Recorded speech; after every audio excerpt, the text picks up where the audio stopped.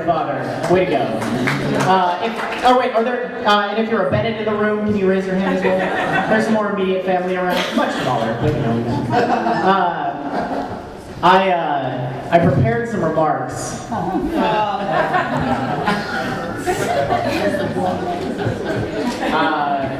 It's nowhere big enough. I prepared some remarks. Normally I like to not have things written down, but it seemed fitting that you hear all of the terrible things that he's done to his children as accurately as possible. So I'll actually, I'm just going to speak from the heart, Father.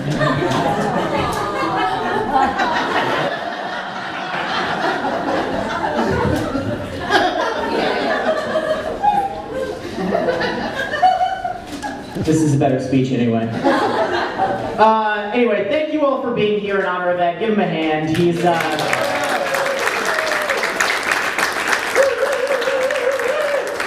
officially an octogenarian, which is a fancy word for really old. 30 years ago, around this time, Ed Hillenbrand was celebrating his 50th birthday. I know that because, like all of the rest of his children, I'm pretty good at math. Thank you for giving us that part of your brain. The reason I bring that up, though, is because at that 50th birthday party, Janet and Ed announced that I was on the way. So why don't we just go ahead and get this out of the way now? Mom and Dad, do we have any more little brothers and sisters coming?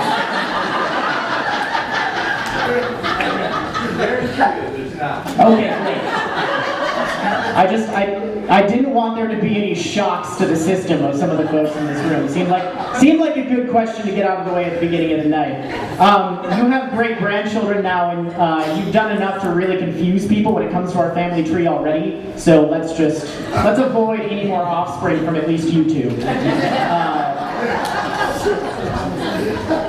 I don't know how many times I've had to explain to my friends in DC that when I was going out to spend time with my niece, I wasn't actually taking her to the zoo, like we were probably going out drinking. So all of you are here because you've probably willingly or otherwise heard enough of our father's stories to be convinced that he is an ancient and powerful sorcerer, and you were hoping to absorb some of his powers through osmosis. This man remembers the exact details of events that happened going back to when he was about 4 years old, despite having had more concussions than your average NFL linebacker, and having inhaled enough lead paint during home renovations that if you turn him upside down, you can take standardized tests with him.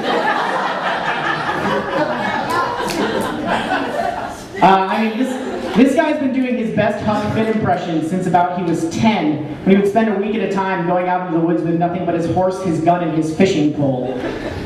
He built a diving helmet as a teenager in order to expand his Atisco Lake underwater salvage business that he was running with Alfie Reich. They were wanting to go to new depths, and they attached iron weights to their belt to make sure they would sink down to the bottom of the lake. And exactly as you might predict, they almost drowned themselves and didn't actually salvage anything at all.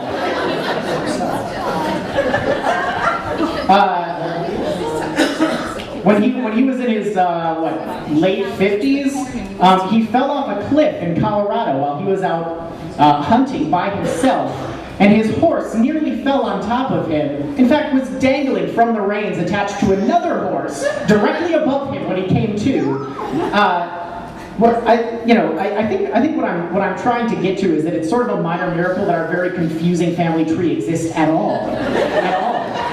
And then, damn fool thing of all, not satisfied with biking to Florida and spending all this time in the woods, he decided the best retirement party he could throw himself would be an unsupported bicycle ride across the United States, like a normal person.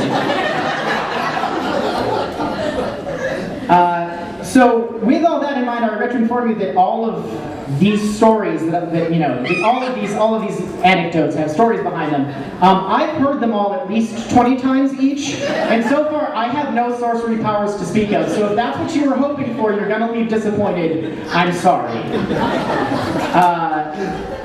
But in addition to his near-death experiences, Ed Hillenbrand has led one of the most full lives I can imagine. His children, his grandchildren, his great-grandchildren, many of them are here tonight. Wave, everybody. Hi. You know, I think we've all seen him as a talented vocalist, a resourceful handyman, a gifted artist, a powerful athlete, and a source of wisdom and strength for all of us at one point or another. It's not every family where your adult children still call you for advice, even though you're 80. Like, please, we're middle-aged, but please help us.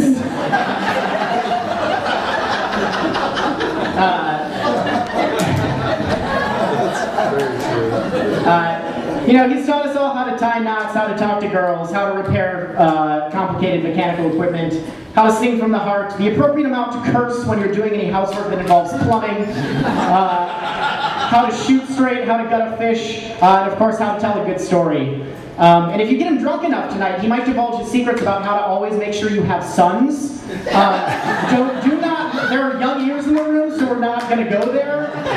But, you know, put a couple beers in front of him and see if he'll explain that to you. It is not appropriate. I guess with that, happy 80th birthday to toast to one of the last true Renaissance men. I love you, Dad.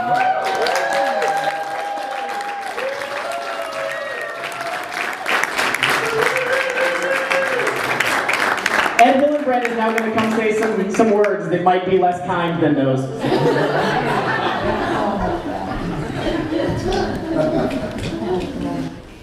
I've kind of been waiting for this for my whole life.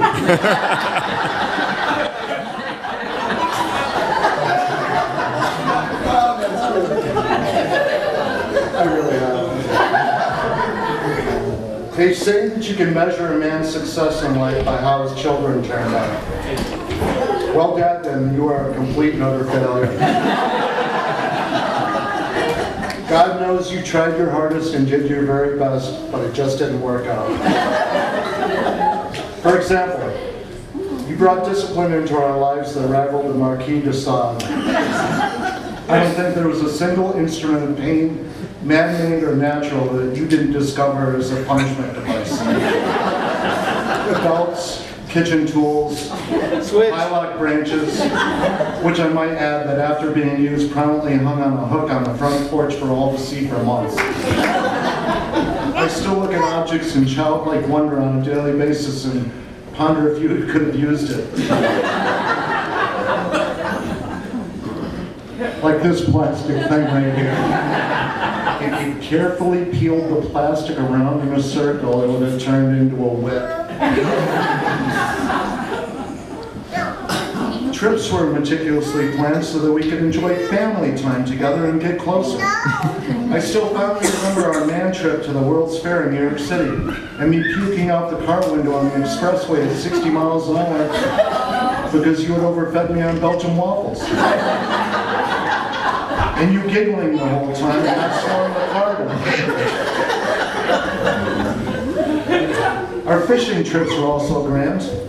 Such fond memories of sitting in a small boat for hours on end in some forgotten region of Canada, catching absolutely nothing, and wishing we were home playing with our friends. Watching my brother bury a hook into the base of his skull while fasting, and then accompanying him screaming to the hospital emergency room, which was only a scant day's drive away. Running in terror and screaming down a small dirt road with you chasing me for God knows what offense, and me making the turn and you not making the turn, and running into the bushes, which I knew was going to make things so much worse.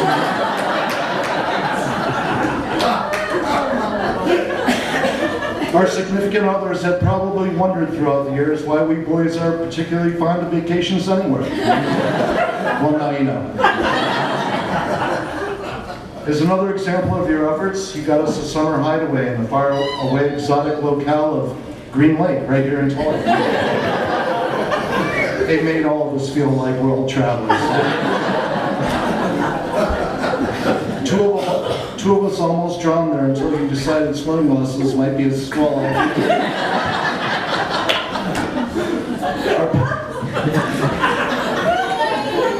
Our pet dog was mauled by the neighbor's dog right in front of our eyes. Perhaps the best part was the wonderful living conditions.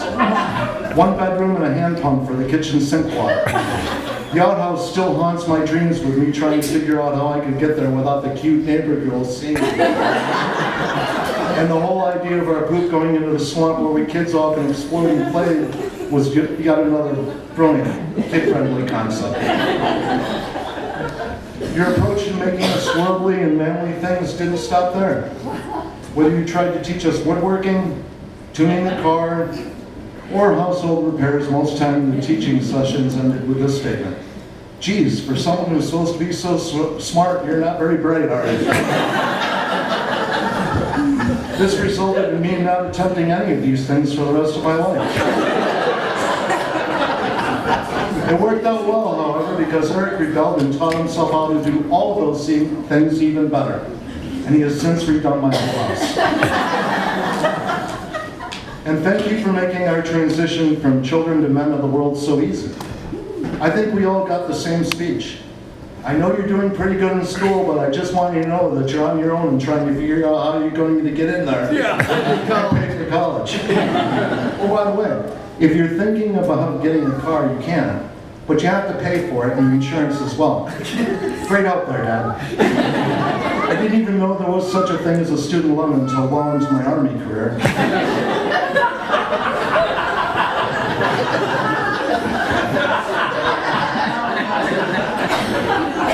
My first car was a Death Trap VW Bug followed by an AMC Hornet that, while driving in the rain, required bailing the floorboard so that the pedal didn't go under the water. Safety first, right, Dad? So how'd we turn out? Surprisingly well. 3 of us smoke like fiends and drink like fish, and have been divorced. We have few friends, and our significant others treat us like damaged goods that they try hard to fix up.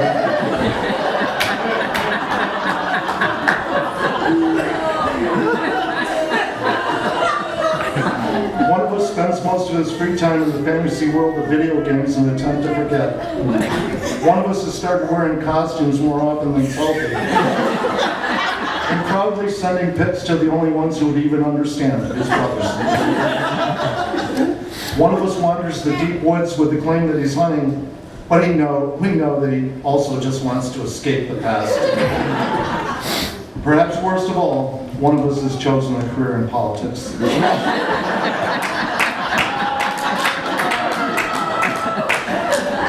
I say no more. But Dad, there's still time.